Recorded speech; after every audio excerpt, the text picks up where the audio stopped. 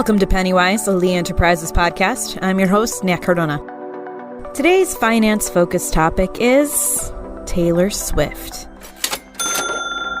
Ah, yes, you heard that right. As of this recording, her mega popular Eras tour is on the road, and fans have shelled out unfathomable amounts of money to sit in seats worse than in nosebleeds, to dress like her while they attend, and to collect every item under the sun that has Taylor's name stamped or attached to it. Let's think beyond the life of her tour. Is chasing her ongoing music merchandising a financial-friendly decision, or more of a burden on your financial well-being?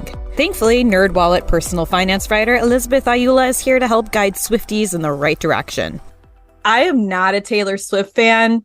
I don't get what is going on with this. I mean, I can understand fandom and stuff like that. So you're going to really have to help guide through the logic behind some of these purchases that people decide to make. Yeah. So today we're talking about Taylor Swift and the good old businesswoman that she is, and her entertainment.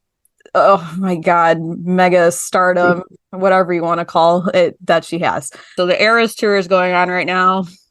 Very cutthroat market out there for those tickets and all of that jazz. Whether you buy them directly from Ticketmaster, you're getting them at resale value. People are going insane and spending tons of money. Really, the first thing that came to my mind is when people are making these big purchases for a ticket for themselves for a Taylor Swift concert. What would be your suggestion in way of funding it? Like, should you shell out that much money from your checking account? Or is this an appropriate time for a credit card purchase? Well, you got it. So I would say the latter. Credit cards can be very helpful when it comes to credit card rewards, right? So people can take advantage of credit card rewards, which usually basically give you money for spending money. And yes, it's free money. So if you get the right card, specifically a cashback card, and you use that card to buy your tickets, then at least, you get some money back after spending all that money on the ticket, assuming that it's expensive. And even if it's inexpensive, you still get some money back. So you can be a Swiftie and also get paid for being one. Mm-hmm. Is there any element of restraint that you'd suggest one would have? I mean, these people are really big fans, and it is that big ticket purchase. I know you're not in everyone's minds and telling them what to do, but is it okay to splurge sometimes like that? So it's such a sentimental thing. I wouldn't say there's a right or wrong to splurge like that, but I think the primary thing is planning, budgeting, saving, right? So one thing that people could do, especially the diehard fans, is create a Taylor Swift budget, right? So you could open yourself maybe a high yield savings account and dedicate that literally towards all of your merch, concert tickets, and everything else, and just pop money in there every month. It may be $5 or $10. It could be more depending on how crazy you go. But I think another key thing to remember is not to impulse spend if possible. So before you're making that purchase, whether it's on buying your third concert ticket or buying some more merch, ask yourself, is this thing really going to bring me joy? Or is this just like a knee-jerk reaction to her dropping a new album or her dropping some new merch? And is it going to put me in a bad financial spot? Sure. I'm glad you mentioned that, the budgeting and saving, because I realized that there's this new slew of concert dates that she put out, and they're quite far out. So you could potentially have a year plus to be budgeting for this. And like you said, $5 here, $10 here, and then, it's a win-win for everyone, I guess.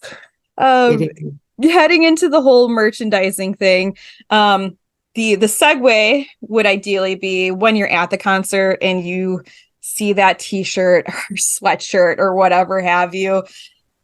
Again, is this a justifiable moment when your t-shirt that's 100% cotton's $50 at least? Or is this one of those things that you should kind of just like stay away from? So again, I'm just going to bring up the budget again, because I can sometimes be an impulse shopper myself. So I know the struggle, but something I personally do is create a budget for things. So again, if you say, and actually bringing cash to the concert might be another way to tackle that. So if you say, I'm only going to bring $50 to the concert, this is all I have, my cards are at home, and please don't use Apple Pay on your phone. Okay, I'm not saying don't, but you might be tempted to do that, right? But if you only have that cash, then you have no choice but to spend what is on you. So again, having some self-control and saying, this is my budget, this is my limit, and I'm not going to exceed that. I love that idea. I have to use that idea. Where leaders go, learning follows. At Harvard Business School, we offer in-person and virtual executive education programs on a broad range of business topics. Each program addresses real-world challenges and is taught by our world-renowned faculty. Join an exceptional peer group, sharpen your leadership skills, advance your career. It's your time. Go. To apply, visit hbs.me/go. That's hbs.me/go. But I need to be more careful with my cash because the joke is when I go to like live sporting events or concerts, I have a couple of beers and I drop my cash out of my pocket. No, that would suck. That would suck. But like that. So do better than me. But that is a good way to kind of rein it in. Taylor Swift, like I said at the beginning, really, really good businesswoman, knows how to make her money and put out her products and this and that. So concert and current tour aside, she's doing all those re-releases of her albums and re-recordings and this and that. But it seems that it's not just on one download or one CD or one record that you can buy. It's multiple options, maybe with different cover art, that kind of thing, different kind of collectible details, I guess, whatever have you. What's your advice there when something like this, 4 of the different collectible CDs, they all have the same music, are $15 a pop?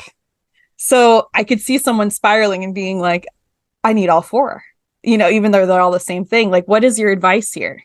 So that is a tough one, especially if you're an impulse buyer again. But I think it's just reminding yourself that, do I really need every version in every color? Is this really going to bring me more joy again? And also just remembering that there are always going to be more albums. There's always going to be more merch. And you literally don't necessarily have to buy every single one. But if you're itching and you must, another tip is, just as I mentioned credit card rewards before, maybe you can let those kind of the cash points that you build up, or the cash you build up rather, you could let it build up and sit in your account, and you can say, hey, I'm going to use my cash rewards to buy a couple. But again, set a limit for yourself, whether it's 2, 3, so that you're not just spiraling out of control and buying literally everything that drops.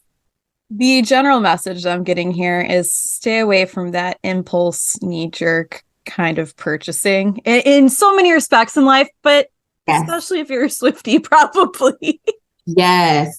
And if it helps, I personally blocked Zara on my phone because I was always on Zara. So if you need to block the website when the merch is dropping so that you can, are less, phones make it so easy to make purchases, right? So if you're just going to go on there, if you need to block whatever you need to do to kind of restrain yourself, just do it. So love it. Unfollow that account. It's hard to unfollow Taylor Swift if you love Taylor Swift, though, I guess. Oh, jeez. If you have anything else you want to touch on with this, lay it on me if you've got any other thoughts on this whole topic.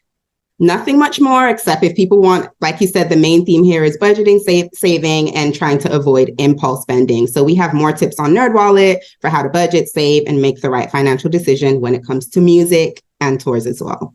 And the one thing I will say about NerdWallet is much of the information you all put out there, it still allows you to have fun. It's that good old balance. That's important, because otherwise, if you restrict yourself too much, then you go crazy. It's just like with the dieting and stuff, and then you overspend, right? And money is a tool. It's supposed to bring you joy. It's supposed to make life easier. So you should get happiness from things you spend your money on too. Bing, bing, bing. There we go. Awesome. Well, thank you so much, Elizabeth. You're welcome.